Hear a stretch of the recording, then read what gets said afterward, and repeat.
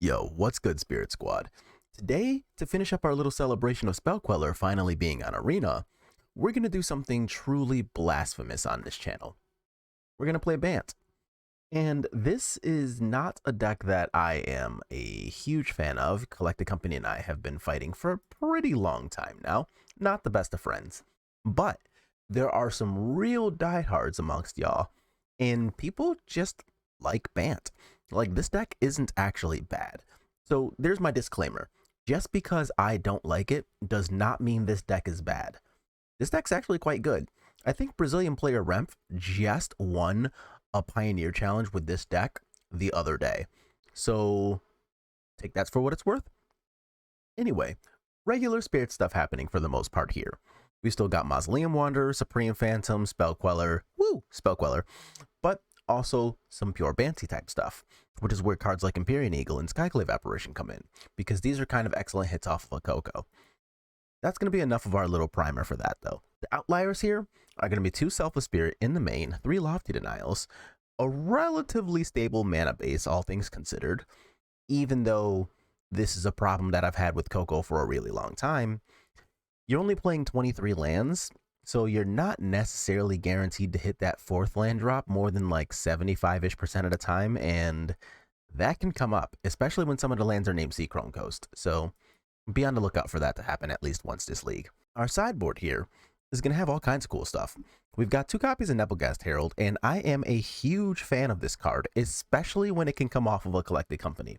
So I'm looking forward to facing at least 1 creature deck in our 3 matches today and having this potentially do some real work. We've got a 1 of a Wedding Announcement and 2 Extraction Specialists, and I do want a bunch of things against Rakdos. The reason for that specific split is because I want more cards that can come off of Coco versus cards that can't come off of Coco, even if Wedding Announcement is probably a little better card for card. We've got a 1 of Catilda to go along the same thing, and this is another card that I don't really like, but a lot of the lists are playing it, and I can technically see the value that she can provide, so I will give her a shot, but I expect to not like her. We've got 2 copies of Dovin's Veto chilling here in the sideboard, along with 2 copies of Mystical Dispute for a full counterspell suite when you consider the 3 Lofty Denials. 4 Portable Holes, I think I already said that. And then the last card here is just going to be a copy of Rest in Peace, and this deals with Greasefang pretty well. Not, of course, that the rest of our deck doesn't. But IRL pilots also have to worry about things like Izzet Phoenix. So that's going to be our deck. Let's play some rounds, and I don't know, I'll see y'all in round 1. Today's video brought to you by FusionGamingOnline.com, your one-stop shop for all your gaming needs.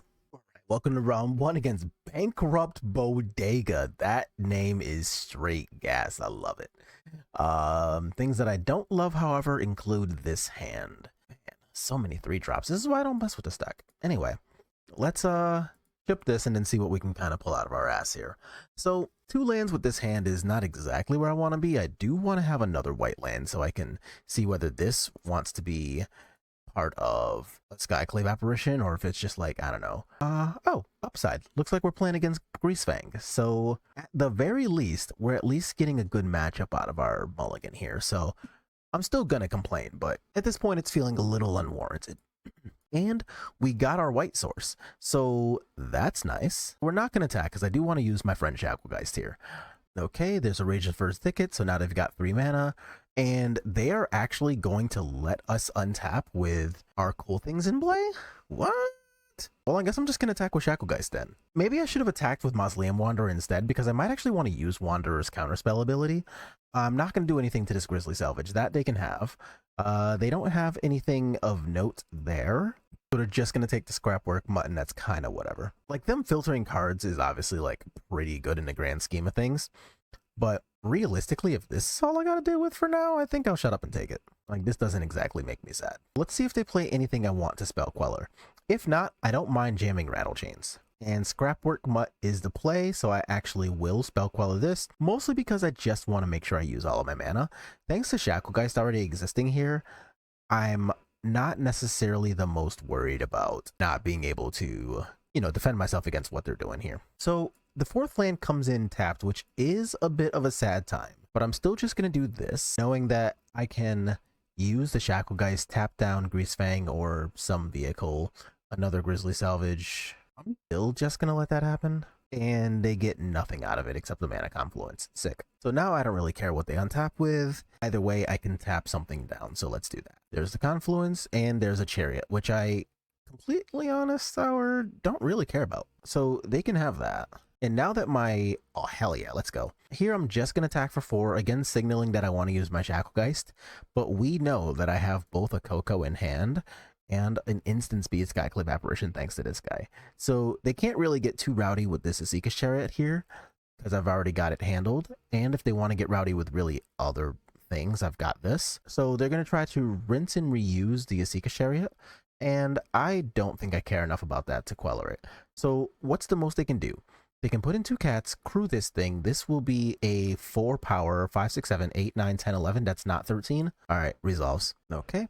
So now we're going to go ahead, put in our friend Skyclave Apparition here. Apparition can eat up the Chariot. Mausoleum Wanderer is going to grow.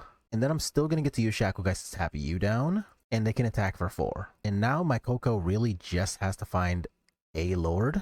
And there we go. So that's that. You take 100 million to the face, and we're going to move to the next game. Easy peasy beautiful. Now, don't get me wrong. I'm still going to complain about that lovely mulligan that we had earlier. But like I said, mostly unwarranted complaining. Like, this match is still pretty good for us. Yeah, this is fine. And this will be one of those matchups where like the Nebelgast Heralds are going to look really good. I just realized my opponent's username is Bankrupt Bodega, and I absolutely love everything about that. That's like the most New York vibes I've ever seen in my entire life. God, it's so good. They're even playing cats. Technically, it's just the Chariot, but like if you ever been to New York or anywhere else with a bunch of corner stores or bodegas, like a real common thing is just like the bodega cat. And never ever actually try to complain about a bodega cat, because I swear to God, no matter where you go, the owner of that place 100% likes the cat more than they like you. So if you see one and you don't really like cats, I don't know, too bad, shut the fuck up. What do I got? An okay 3-lander that contains Shacklegeist? Alright, I'm in. Oh, except this time they're the ones taking the mulligan. Okay. Are we getting Thought Seized? We are. Good night, sweet Shacklegeist. It was nice knowing you. Okay, so let's do that. They know we've got the Spectral Sailor, but we are in fact still going to play it.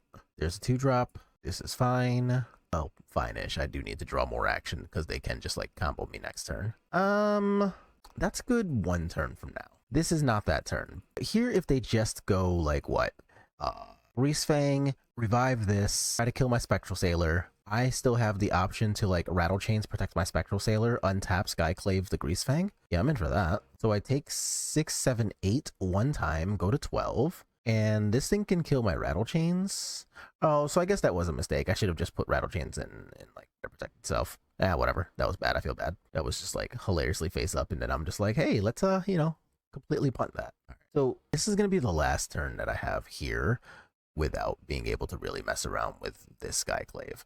So I can play this Selfless Spirit, and it can protect my Skyclave so that they can't just like Fatal Push and, get their value back or whatever. That's also good to know. Oh no, not like this, not like this. So if they find like a discard outlet of any sort, then I'm kind of SOL currently. Looks like we're just casting the Sky Sovereign right now. Yeah. Okay. So they can do that. They can make an attempt to just get rid of my Skyclave, and I have to sacrifice my Selfless Spirit. Nope, they're gonna get rid of Selfless Spirit. That's fine. So let's do that. Now, if they want to attack with both of these, then I could block the Scrapwork Mutt. Oh, dick. I'm gonna no attack on that. So what I can do, because I know that we have the Nebelgast Herald and Skyclaves, I'm sorry, Nebelgast Herald and Shacklegeist here. Do I spin for a Spell Queller here? I think I'm not going to spin for a Spell Queller. I think I'm going to let this one happen. They are also at 10, which is pretty relevant. So let's make sure that we have stops set there. So now that this thing is crewed, here's where I want a Coco. If I hit a Nebelgast Herald, that looks absolutely excellent. If I hit a Shacklegeist, it's still pretty good. I hit a Shacklegeist and a Supreme Phantom, which is not quite best case scenario, but it is still very freaking good. And then I'm also going to tap the Greasefang as well. So if they really want, they could attack me for 10. I've only got 9 damage face up right here. But I do really want to do this first. Nope. Gross. Okay. I guess this is what we're doing. So we do this, you get on to 7, and not exactly the best look currently. Like, these 2 more lands are just not helpful. Upside, if they thought sees me trying to play around something, then I will actually look slash feel pretty good.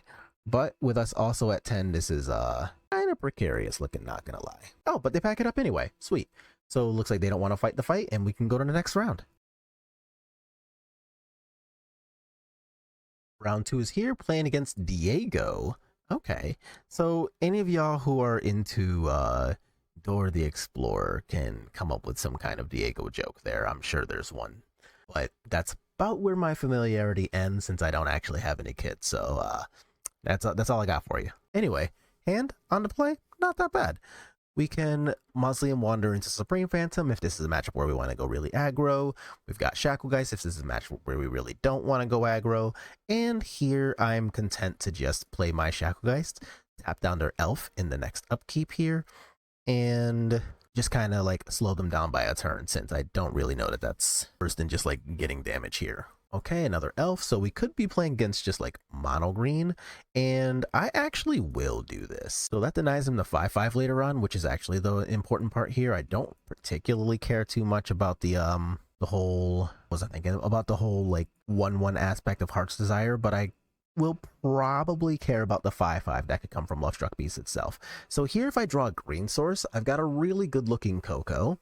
Look at that, look at that. And I'm going to do this in their upkeep.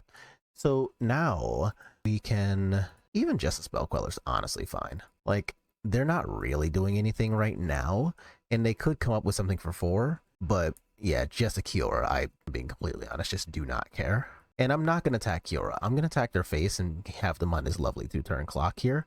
And here I get to tap this down. 1, 2, and they can play a land and come up with 4 mana, but what is 4 mana going to do against this? So knowing that we're playing against them, I want Nebelgast Herald, Portable Hole, and that's going to be the list. Cards that I don't particularly care about here include the Rattle Chains, the Spectral Sailors. So I guess actually Rattle Chains is probably a little better than Selfless. Whoops, I forgot this list actually had Selfless Spirit in it. But either way, Rattle Chains / Selfless Spirit are not cards that have a whole lot of text in this matchup. Like, sometimes Selfless Spirit could come up against like a line where they get to go Karn into Sky Sovereign. Like, that could be a thing. But honestly, I'm probably still fine almost no matter which route we go with. This is a fairly positive matchup, which is nice. We do like seeing those. Yeah, hand's not bad. So I've got a turn 1 thing to do about an elf, even if they don't have a turn 1 elf to do something about. Turn 2, I've got like Supreme Phantom, Shacklegeist, all kinds of cool things like that. Wolfwillow Haven is definitely about to catch the bad end of this Portable Hole.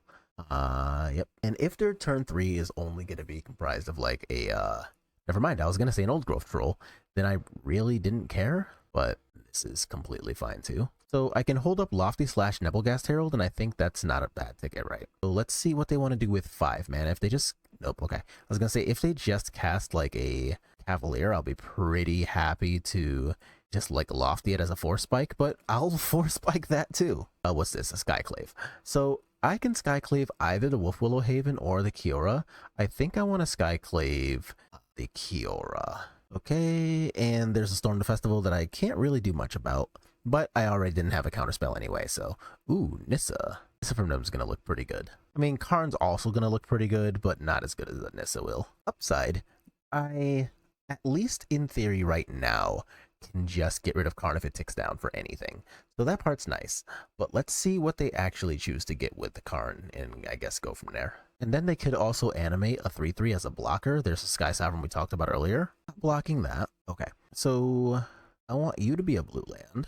I think I actually am going to put Nebelgast Herald in as the tapper, because whichever tapper I put into play first is going to die to this Sky Sovereign. But I think Shacklegeist will end up being the more relevant one here anyway, because my only cards left are Sorcery Speed anyway, so I actually just don't think that Nebelgast Herald is going to have a whole lot of text here. They do have access to a crap ton of mana though. There's a Cavalier, that's obnoxious. And if they find any untapped land, which they do have, then they can also cast the Sky Sovereign too, so not great for me. So there goes the Herald. Oh, they're killing the Supreme Phantom. Oh, they just have another Karn too. Yikes. Okay, so they attack for 3, I go to 12. And what are they going to get here? Cityscape Leveler? Oh, a Darksteel Citadel. Huh. I guess an indestructible 3/3 is an option you're allowed to pursue. I guess you're legally allowed. Can't stop you. I can't really do much about this, huh? Well, I guess I'm just gonna play this and see if they, like, I don't know, miss the defensive crew. No. All right. And these are counters, right? Yeah. So, okay, so we're just dead. So let's go ahead and move to game 3, but beyond the play. So there I could have just used the Shacklegeist and the new copy of Supreme Phantom to tap down the Sky Sovereign and ensure a clean attack to kill off Karn. But unfortunately for us, that's not really what that game was going to end up being about. So on the play, I think I care a little less about their portable holes, and I just want to, like, make their life a little miserable with just attacks. Rattle Chains or Spectral Sailor? I'm going to choose Spectral Sailor because we have the Nebelgast Herald in our deck now. Oh, 5 landers, huh? This is somehow a lot better. So here I'm going to put back the Rattle Chains and hope that our 3 pathway hand is good enough to get there. But won't lie and say this doesn't look rough. They don't have an elf, which is a pretty great start for us. A 4th untapped land will let us cast a Coco, and then we're going to feel pretty good about that. There's a Wolf Willow Haven, which I can't do anything about, so you got that. So let's play our highest cost card here, get an attack in, and really see what happens when they untap with 4 mana. So is this Karn? It's an Old Growth Troll. Okay, that's actually fine. Like, the Troll is the card that I care the absolute least about as far as all of their options could go. And here I've got double Coco, so that feels alright. Cavalier of Thorns. Can't do anything about that on the stack since I can't Queller it, so I'm going to let it resolve, and then just look for 2 friends to tap it. They also just don't find a land, which is pretty nice. So in case Nebelgast Herald is one of the finds, I'm going to do this now. It's not, but that's still okay. And I don't care about this 4 damage. You can have that. So what am I looking at? 11, and then this is just a guaranteed, so I get dead. No problem. Go away. So 1 more win, this time over mono green. Let's move to our last round of the day. Okay, last round of the day. We're on the draw, and I'm going to put back one of my 2 Skyclaves here. So let's see what ends up happening, and it looks like we're probably playing against Rakdos mid-range. So I don't mind just jamming out the Mausoleum Wanderer here. Remember, we're not playing a deck like Azorius with Curious Obsession, so the fact that this card is... that's fine. So the fact that this card is not trying to be protected with anything like a... what am I thinking? Like a Rattle Chains or anything like that is a lot less important here than it can be against some other decks. So here I'm just going to, like, put out my Rattle Chains so that I can just A, get my attack going, but also have an instant speed way to use my Skyclave Apparition, which could be pretty important, right? Like, their next turn, they could just say fuck it and jam Shieldred down my throat. And if that ends up being what happens here, I would rather have my Skyclave Apparition than not. Also, I am glad to have my 4th land here, since it means that I will be able to actually use something like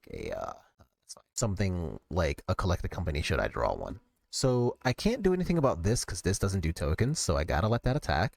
Sad times all around, but it is what it is. And here I'm just gonna go ahead and untap. So if I were to go ahead and... oh, that's actually not bad. So I'm gonna make them respect Coco though. So if I were to go ahead and, for example, just like jam this at the end of their last turn, right? But they still have 2-3 mana up, that means that I can get Bonecrusher Giant stomped on my Skyclave, and I'm not really getting too much value out of that. So instead, I'm going to go ahead and wait until I have 5 lands in play, and the 5 lands should let me go ahead and just be able to use my Skyclave, but also protect it. So now let's see what they do post-combat. And there, of course, is a Shieldred that we were just talking about. So still not terribly happy about potentially walking into Stomp, but I am more glad to do this now to a Shieldred than I would have been to like one of these 2. But let's untap and see what happens. Coco. Hey, remember that time we said that if we draw one, we could play it because we had a green source? Well, we drew one. So here, what do I want to do? I'm just going to do this for now. And what I can do here is see what they want to play. For example, a Blood Tithe Harvester is probably something I want to get rid of if they... ooh, they go at 12. Oh, this is the day we're having. That's fine. So this can make a token that I can't do anything about. Understood. And they have 2 lands in play, which means I think I want to just Coco and see if I can dig a Shacklegeist out of this. Oh, just the Rattle Chains. Just the Rattle Chains. Okay. Well, did anything leave the battlefield? No, nothing left the battlefield. Oh, oh, poor opponent. Oh my god. Oh, that's sad. I'm sorry, opponent. At the noof. So this can be an 8, 9, 10, 11, 12. So exactsies. So I'm going to block the real one of those. If they want to pump all of their mana into the Misery Shadow, then I guess they're allowed. Oh my god, that Coco was ass. Oh, thanks. You're late. I have a Rattle Chains, so I'm going to do the attack. Okay, now that would have gone. Not going to happen this time, but at least this time they're, I guess, doing it right. So they go to 8 here. And I am going to hold up the Skyclave for 2 reasons. A, if they just like fire this up right, that's honestly okay, because now I can do this. So the Skyclave can get rid of the Misery Shadow, so they're not going to get a second Misery Shadow, which is pretty important, but also they're lost their biggest mana sink. So now, hell yeah. But now if they wanted to go ahead and try to, I don't even know what else they could have tried to do there, but I was going to try to have it covered. Whatever the thing was, we were going to try to have it covered. So against Rakdos, the card I want least is named Shacklegeist, which means I have one more spot that I could put in here. And I guess Catilda is probably a little better than Shacklegeist. I don't know. Shacklegeist is not good against Bonecrusher Giant Stomp. Catilda's not either, but at least Catilda potentially has bigger upside in this specific matchup. Yeah, this is going back. That's a lot better. So here, do I want Catilda or Skyclave more? You know what? I'm actually going to say neither. I might just put back the Spectral Sailor. I am going to put back the Spectral Sailor. So, okay, I was going to say, so if I get Thought Seized onto play here, then them getting rid of my Spectral Sailor, Harvester is fine, I guess. Hilariously enough, that's a vampire. That's pro-vampires. So if that comes up, I'll have a nice little laugh out of that. So let's see if I get Thought Seized here, or if we're going to be doing anything else instead. Mutavault and another Blood Tithe Harvester. Can't do much about that, so I'm just going to go ahead and Rattle Chains while the getting's good. Okay, and I will pay the 2 life here. Let's work on getting an attack on and see what happens here. So everything here is instant speed, which is really nice. So the issue is, do I want to Skyclave and go to 9? Yeah, I'm going to do that. I'm going to go to 9 here and see what they play post-combat. Play nothing post-combat, which leads me to think I do want a Skyclave. Yeah, I think I'm willing to walk into a Bonecrusher Giant here. So if they have both a Bonecrusher Giant and a... Oh, no, they can't have... Yes, again. Bonecrusher Giant here, Fatal Push here. So if they have both of those things, then I guess I'm sad. But, like, I don't know, it kind of is what it is. And if I get to untap with either of these creatures, I'll be pretty happy, hopefully, for an opportunity to untap with Rattle Chains. But it doesn't look like that's going to happen. And they did have exactly Bonecrusher Giant and the other thing. So here I can, Skyclave here. Yeah, I don't want to take the damage, so I'm going to go ahead and just Sorcery Speed Skyclave. So they can just, like, jam the Bonecrusher Giant down my throat here, and that is totally an available option. If I draw a 5th land, then I can play Catilda and hold up one of these 2 spells as well. Well, maybe not. Won't lie and say that wasn't a little gross, but okay. So I take this, go to 7, draw land. We do. So I'm going to do this, and end the turn here. Won't exactly be happy about the prospect of going to 1. Oh, come on. You're killing me. And not going to go well. So if they have basically anything, I'm dead to it. Okay, that is a something. Yeah, that was rough. They just needed to have, like, a something, and they had a something. So here, I'm not going to be making any changes, though. I still think I like the way that was set up. All right, so this time we get to be on the play, and I will keep these 7 cards. That plays around a Thoughtseize, which is pretty nice. I think I will use this to counter a Thoughtseize if it comes up, but it looks like it didn't even come up. Aggro mode, ram it down their throat? Yeah, let's do that. So here's 3 damage, and I guess let's start using the next few turns to try to draw some lands, preferably white lands. If they go for the throat, the Supreme Phantom. Oh, never mind. I was going to say then I will counter that, but seeing as that was nothing resembling a Supreme Phantom, then I'll still be pretty happy with any untapped lands to have Queller into Coco. Trespasser will catch a Queller, and now let's draw that untapped land. Not quite. Not close. I guess if they don't have a land drop and they go for a 2-mana removal spell, I'll be happy-ish. God. Alright, this is what we're doing, huh? Alright, well, I will give myself an opportunity to play around that one more time. If this is like a Fry or some bullshit, I can't do anything about that anyway. But if it's a 2-mana spell, then I can do this, and now my Mausoleum Wanderer is a 2, and I can use it to counter the Abrade. At least they have to do a little more work if they want to free their Graveyard Trespasser, and that gives me another turn to try to unlock my Cocos. What are we doing? Power Word Kill? Go for the throat. You got it. Can't do much about that now. But the upside to that is that life totals are looking at 12 to 19, so like I have a little bit of a head start, which is nice. Come on. Like, come on, Dak. Don't be a stomp. It's a fucking stomp. Oh no. All right. Wheels are falling off, y'all. We really needed to land for multiple turns, and we didn't get the land for multiple turns, and opponent is unfortunately turning the corner pretty fast. So I'm going to take this, go to 15 to 13. What's this? Yeah, I'm not blocking that. Harvester, you got it. And the Bone Crusher Giant with the other 3 lands. Yeah. Oh, a Fable. Okay. That's actually better for us than the Bone Crusher Giant, I think, currently. You're super freaking late, by the way. I don't have any peppers. So what's the best that I get out of this? A surprise blocker? Or 2? Yeah, I think that's better than trying for a Lord. So let's do that. Getting rid of Liliana of the Veil. That makes sense. She's kind of hard to cast right now. So let's let them attack. They choose to not attack with any Mutavaults. Okay. Now let's see what comes of the last card in their hand. Just a Selfless Spirit? Come on. Y'all are killing me. What's this? Last card. It'll push? 3 mana. A Kolaghan's Command? I actually have no idea what they're trying to cast here. It is a Kolaghan's Command. Okay. So I guess I'd do this and then get ready to discard the Rattle Chains, I guess. I take 7, 8, 9, go down to 4. Oh, gross. And yeah, not drawing that other land is absolutely going to get rid of me here, which sucks because we were doing so well. I honestly think I am just dead here, but we will see what comes of this Coco. They can just fire up both of these Mutavaults, and there's a lot more attackers than I have the ability to play around with defenders, but I'm still going to at least give myself a chance here. There's no Shacklegeist, so there's no point in doing anything pre-combat, so I'm just going to... Oh, I should have... Whoops. I should have actually tried for a Skyclave. Oh, goddammit. We got the Skyclave. Oh, you know what? Extraction Specialist Skyclave actually works, because I can get rid of you... Animate you. Yeah, actually, I think that is okay.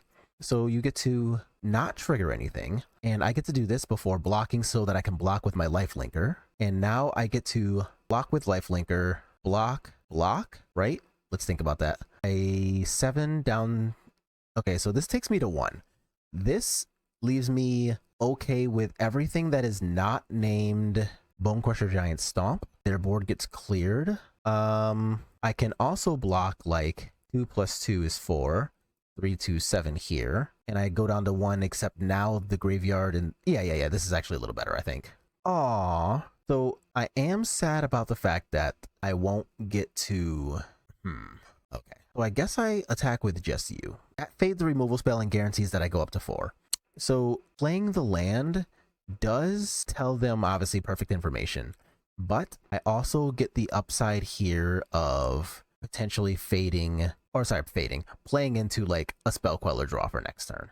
Or Spell Queller, a Spectral Sailor draw for next turn, because I do think I'm going to want to use all my mana here. What are we doing?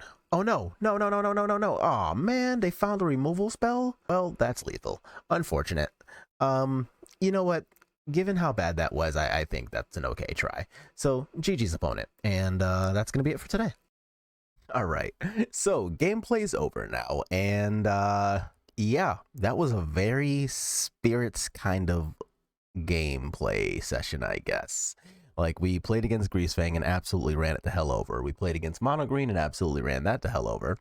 And we played against Rakdos and had some very, very hard-fought games, and things were really back and forth, and we were doing great. And then we got stuck with 2 Cocos in hand and 3 lands on the table. I feel like I called that in the intro here. This is, of course, one of the things that I am not a huge fan of. Between the fact that Coco can just like hit 1 creature sometimes, and the fact that you actually need 4 lands in play. So, unfortunately, leaning into Coco ended up being ultimately what lost us this game. Excuse me. There, I had a little frog in my throat there for a second, but yeah, probably my voice just naturally getting sad about the Coco. But all things considered, the rest of the show was pretty good. When Coco did the thing, it got to do the thing. And ultimately, you get to play a deck with more Lords in it by virtue of having these 2 Empyrean Eagles, and the Skyclave apparitions weren't even bad. So I'm going to say that I think this deck is totally worth playing if you are a fan of Collected Company / Bant. then by all means, pick this deck up. It's a good deck. Will I play this at a large tournament? No, because it's a known fact that I am biased against Collect the Company. The card doesn't like me. I don't like it. That's okay. But just because just because I dislike it does not mean that this is not a good deck. We saw it perform pretty admirably against some of the format's top decks, and realistically, we could have won that matchup against Rakdos too, had the mana been a little more cooperative and given me just one untapped land a turn or two earlier. So, can't be too mad about the overall outcome. But that's going to be it for today's gameplay session. Let me know if you like Bant. Is this your favorite version of Spirits? Are you all in like I am on Azorius? Are you playing Mono Blue? Are you playing Bant with the version that we're looking at now? Either way, I'm curious to kind of see what everybody's doing, because the fact that Spell Queller exists on Arena now is such a huge shakeup that I'm really curious to see what y'all are doing. But anyway, that's going to be it for today's gameplay. If you like what you saw, make sure to like the video, let me know, subscribe to the channel, and I'll see y'all on the next one.